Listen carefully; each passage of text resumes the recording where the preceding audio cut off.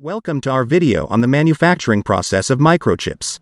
Microchips are the building blocks of modern technology, powering everything from smartphones to cars to space satellites.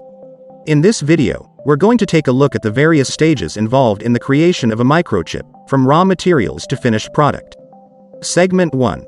The first step in creating a microchip is the procurement of raw materials. These materials include silicon wafers, which serve as the substrate for the microchip, as well as various chemicals and gases that are used in the manufacturing process. The silicon wafers are carefully inspected to ensure that they are free from defects, as even the smallest imperfection can affect the performance of the final product. Segment 2. The next step is the process of lithography, which is used to create the patterns of transistors and other components on the silicon wafer. This process uses a chemical called photoresist, which is sensitive to light, and a special machine called a stepper, which projects the patterns onto the wafer. The photoresist is then chemically etched, creating the patterns on the wafer. Segment 3. After the lithography process, the wafers undergo a series of chemical processes to create the individual transistors and other components on the chip. This includes doping the silicon with other materials, such as boron or phosphorus, to create the p-type and n-type regions of the transistors. Then, other chemical processes are used to define the gates of the transistors, and create the interconnects between the transistors. Segment 4. The next step is the process of metallization, in which metal conductors are added to the chip to connect the transistors and other components together.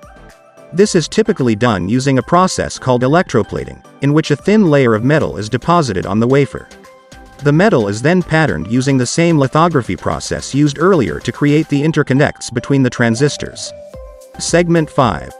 After the metallization process, the chips go through the process of testing, to ensure that they are functioning correctly. This includes both electrical testing, to confirm that the transistors and other components are working as expected, as well as visual inspection, to check for any obvious defects. Segment 6. Finally, the chips are packaged and prepared for shipment.